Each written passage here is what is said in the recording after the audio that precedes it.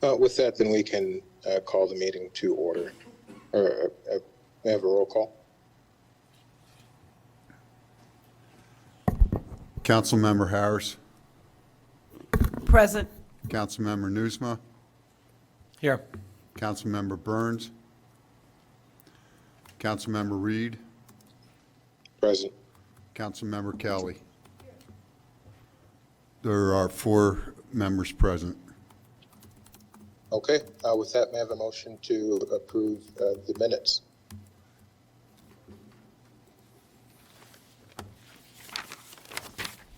I had a question about it. I will move approval of the minutes. I'll second, but I have a question. Sure, go ahead. So when I looked at the minutes, it just read strange, and just for the future, if someone were to have questions about the process, it read, Councilmember Reed arrived at 8:05, but called the meeting to order at 8:01. So it just read strange to me, and I mentioned that to Deputy Manager Stonebeck. Not a big issue, but just if we're not here to ever speak to that, it read strange to me. So I just wanted to put that out there. Thank you. If there are no amendments, all those in favor say aye. Aye. All those opposed? You're breaking up. As a point of order, I think with at least one council member reporting remotely, we should do a voice vote. The ayes have it. Councilmember Reed, that's we fine. cannot hear you. Manager Stonebeck? Councilmember Reed, we cannot hear you.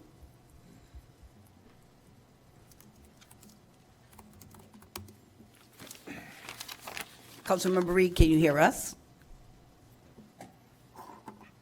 Okay.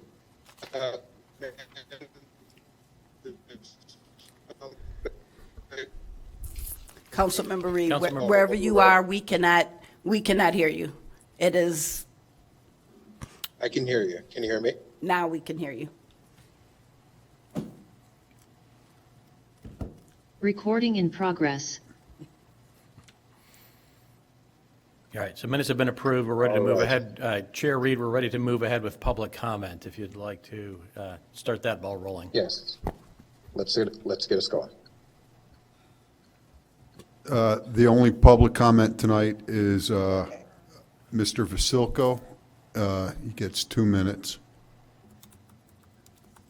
Mr. Vasilka. Thank you. So on item A18, back in February, staff committed to a total project cost for the animal shelter of $8 million, a round number that was flashed up on the screen. All costs, including the load bid construction cost, FF&E, contingencies for escalation and change orders and soil remediation, all consultant fees, all soft costs, cost of temporary facilities for cats and dogs, off-site traffic signalization, and permit costs of any kind. Without exception, the project cost was not to exceed $8 million. Going further, Councilmember Newsma even commented, you have to go back and watch the video, that there would be no additional costs for construction and or operations for future solar panels if or when they take place. So bottom line, it's supposed to be $8 million. Now, I don't know if the change order, the $385,000 change order is going to push us over that $8 million mark, but that's something that should have been part of the package to document where the total cost is. And that's what I'm requesting, and that's something that should have been part of the package. Regarding the actual line items, the reasoning for the $385,000, city staff, the architect, the engineer should have known about most of these issues, if not all of them, long before the project went out to bid. Why it's somehow just appearing that MWRD has a lot of concerns, a lot of questions. They want to do certain things that's costing more money. That, in my opinion, should have happened well before the bid, well into the design documents, but not before the contract was awarded. You can concede Uh, time. Building code changes. Mr. Vasilka, you'll have, you can take 30 more. Okay, so long story short, because these are very repetitive, these project delays shouldn't be project delays. You shouldn't have started the project until you knew what your long lead items were, how long you had to wait for these things. You don't start a project, start the construction of any kind, then all of a sudden find out you're 4, 5, 6 months behind on certain things, and you have a contractor who's waiting in the wings to hit you a large change order, and that's exactly what happened. Staff did not manage this project properly, and I've said this before too many times. You've heard it before too many times. Do something about it and reject this change order. Thank you, Mr. Vasilka. Do we have any public comment in the room? No, no one else has signed up for public comment.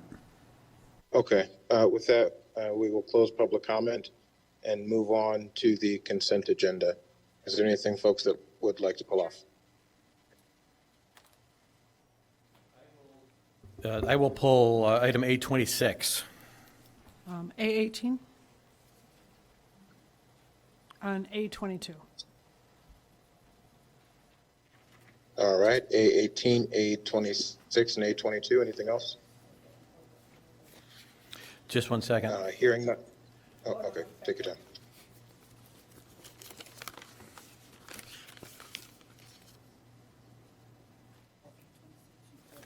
Yeah. Okay, I'm good. Councilmember Burns, you all right? You want to pull anything? I don't want to say anything. Okay. We're at Okay, A18, A22, and A26, Chair Reed. Okay, may I have a motion for the consent agenda minus A18, A22, and A26? I'll make that motion. Second. Moved by Councilmember Nusma, seconded by Councilmember Harris. May I have a roll call? Councilmember Harris, Aye. Councilmember Nusma, Aye.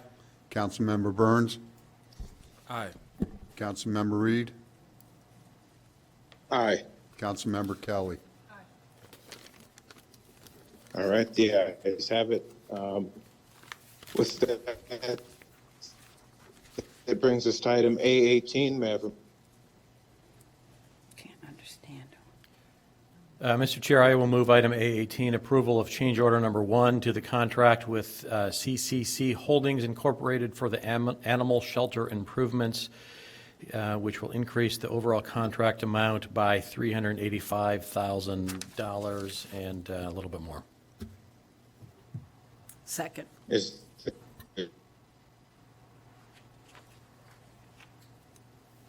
there? Unfortunately, sir, you're breaking up. I believe Chair Reed has acknowledged the motion in a second and is asking for comment. There's a comment. There is a comment. Councilmember Kelly has a comment. Thank you. So I guess I just wanted to follow up, dovetail on the question I asked at public comment. So, Moved by Councilmember Nusma, Councilmember Kelly. As opposed, yep. okay, so I guess I just wanted to, if you could just confirm it's pretty high cost to begin with at 8 million, but that was in February, was assured that this was the all-in cost. This would not exceed that $8 million. This change order will still keep us within budget at 8 million. That wasn't, I didn't see it in the, I see that it's raising it from 6.8 to 7.2 for the construction, but the total cost included converting the recycling center and ComEd and other things. So I just want to make sure that we're still at our 8 million. Certainly. My name is Laura Biggs. I'm the city engineer for Evanston. I do not actually have that information right this moment. I apologize. I should have. I will get you that information before the next meeting. Great, thank you. Thank you. Yeah, I guess I'd want to just, I would would prefer to hold it if that's, I'd like to make sure we're staying within that budget below the 8 million total before feeling comfortable about voting on it. The only concern I have is the stormwater detention is actually being installed in the very near future. It's already kind of, they're starting to do the excavation for it, and those costs would be difficult to delay on. Okay, thank you. Is there any further discussion? Seeing none and no motion, all those in favor say aye. Aye. All those opposed say so. No. Any abstentions? Hearing none, the motion passes. That brings us to item A22. May I have a motion? Mr. Chairman, I'll move item A22, which is ordinance 65-023, authorizing the city manager to negotiate the sale of city-owned property at 1808 Hovland Court to community partners for affordable housing. May I have a second? Second. Seconded by Councilmember Burns. Any discussion on this item? Councilmember Kelly. I support the item. I just wondered if we could get, I understand it's for affordable housing with SEPA, if we can get any description at all of what the plan is, a little more detail than what's presented here. Councilmember Burns. Community Partners for Affordable Housing is the only land trust that operates in our area. They serve Evanston, but also other areas as well. They provide affordable for sale homes by continuing to own the land and then selling the property to the buyer. And because of that, they don't have to charge both for the property and the land. And so they're able to sell homes for roughly about $200,000 with a mortgage now, with interest rates going up, probably around $1,700 a month. I believe was $1,600 to $1,700 a month. And they'll provide likely a Evanston resident with a home that they can afford. So this particular home is different from some of the other homes they do. So SEPA partners with Evanston Township High School to build the geometry and construction homes. All of the homes that ETHS builds are going to the land trust, essentially. And so this one is a little different. This was an existing single-family home. There was a fire many years ago. It was boarded up in bad condition. And so we worked to get the city to buy it, and we want to also make sure that we work with SEPA, who is going to put in, I think they said about 100, and they had their contractors go out. They're thinking about maybe 100, they'll have to put about $150,000 into the house to make it livable, and then they'll sell it affordably. Thank you. With no further questions, all those in favor say aye. All those opposed, any abstentions? The ayes have it. That brings us to item A26. I will move approval. Is there a second?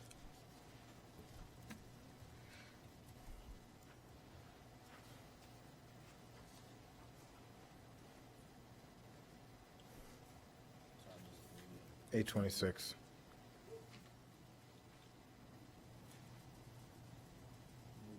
I did. Second. All right. All right, so this is ordinance 79-023, amending City Code Section 10-11-12, parking metered zones. First, do we have any, with our finance team here? Do we have anyone from finance? Hitesh? And maybe Laura, you can answer some of this too. What is our unfunded facility maintenance liability, roughly? I think we've had this presentation recently.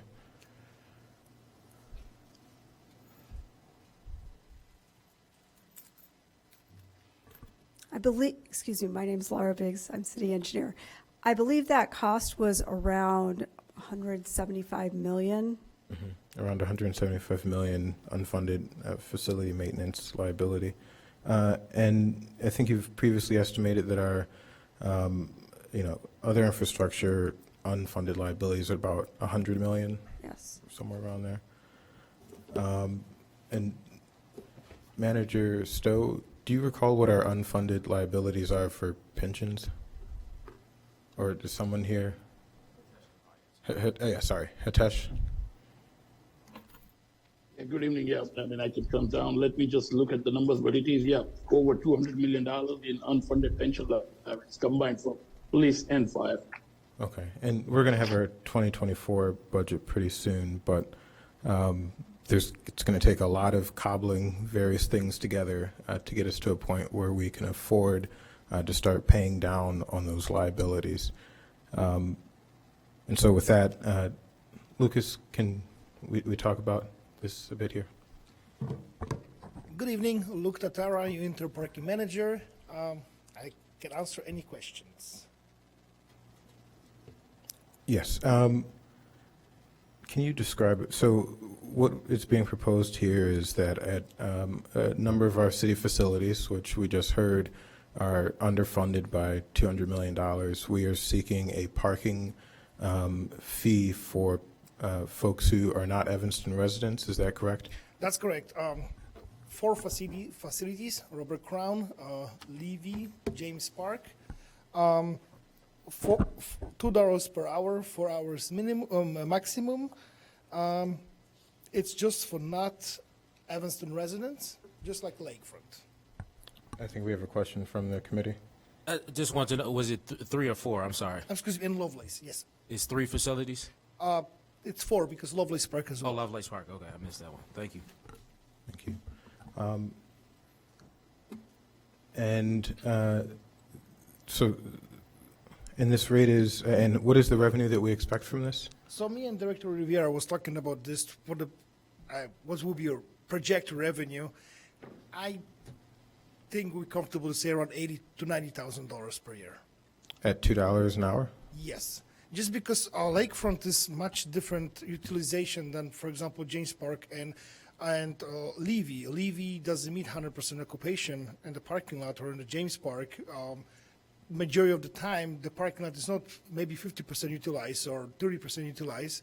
When I know Robert Crown, its parking always is full. So I just want to be very careful about projection. Maybe I'm wrong, but I will be comfortable to say $90,000 to $100,000. Okay. And just I remember a discussion, I know Manager Rivera works closely with you on this.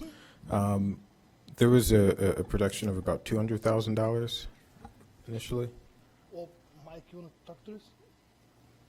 And that, sorry, Councilmember Harris, will go to you. Thank you. Good evening, members of the committee. Mike Rivera, Interim Administrative Services Director.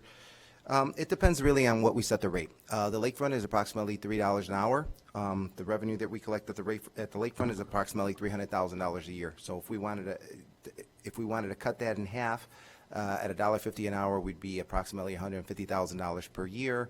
If we lowered it down to 50 cents an hour, we'd be approximately $60,000 a year, and those are modest numbers based on the utilization. The lakefront is a demand-based parking because of the lake. If the city's upticks in their events at James Park, Robert Crown, and the other centers, then you can have increased utilization, but that would be minimal. Thank you. Councilmember Harris.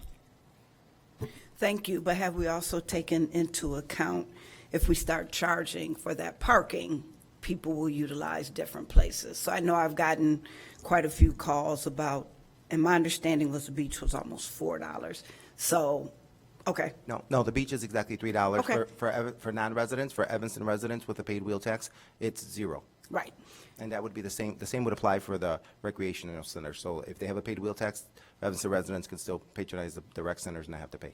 Right, but I'd be interested in knowing at these facilities how many people are not community residents, and then do they not rent because now they have to pay for parking, or will that be included in their fee? Will we provide parking if I'm having a birthday party and now my guests have to pay?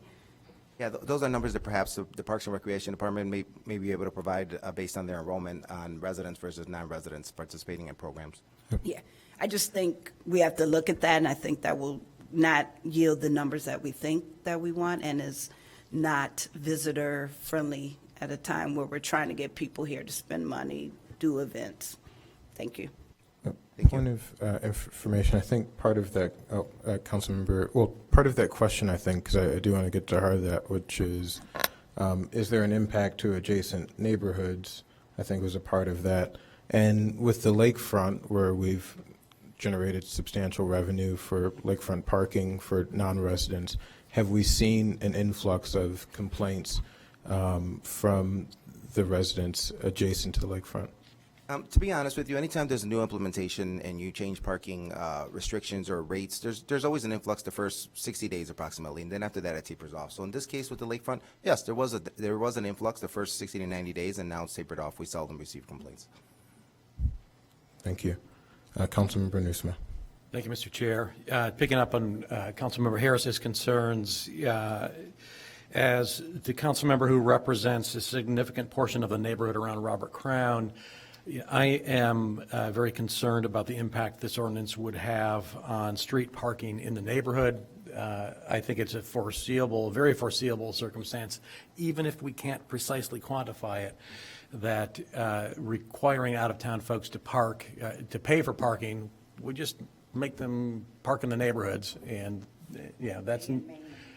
which is not something I want to do on behalf of the residents in the neighborhood. So I'm going to be opposing this ordinance.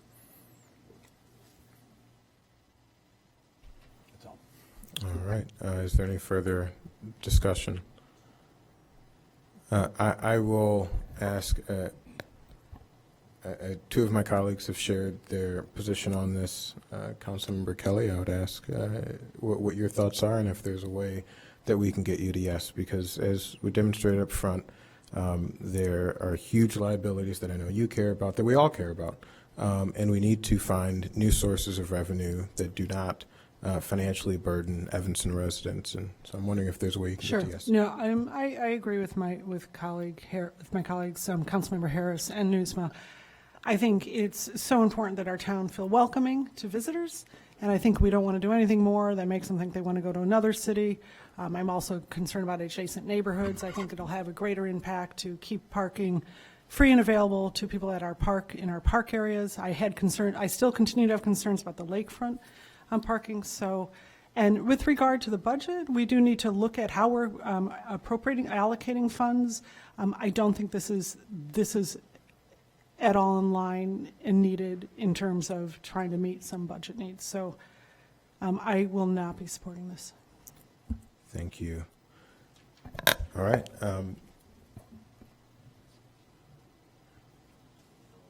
With that, I move to withdraw the motion.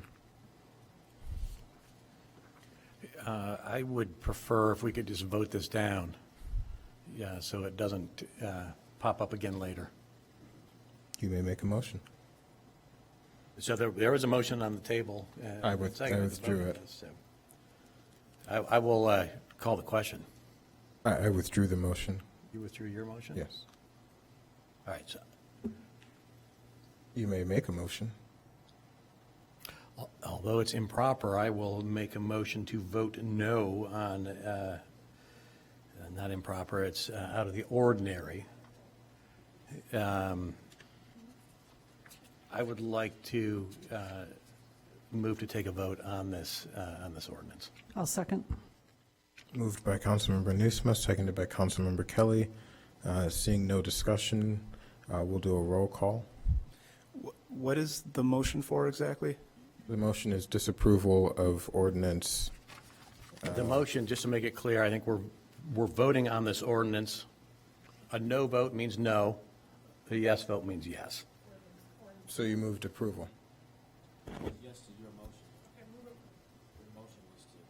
I want to make it clear I'm not approving this. If in order to get this Yeah, done, so- I need to so- move right, approval, and so- then I'll vote the we- other way, I'll do that, but. We I would prefer understand. that it be a positive motion, so a motion to approve, and then Okay. the members can vote against it. With forked tongue, I will move to approve this motion. And I second it. Okay. We'll do a roll call.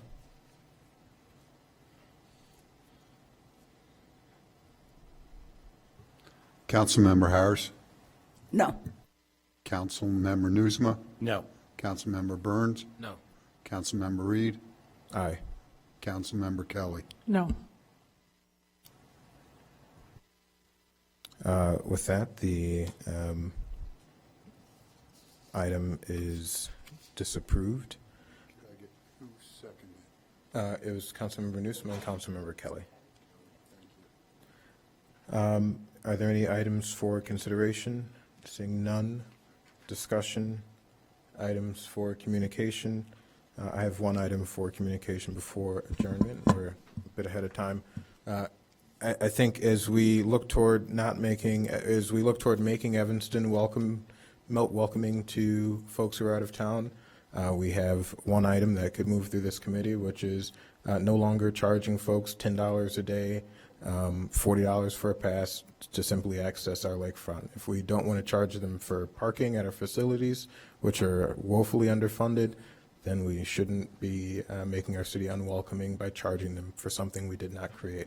And so I would love to see the similar logic apply pretty soon when that comes forward. Thank you. Seeing no further business before us, this meeting is adjourned, and P&D will start on time at 5:45.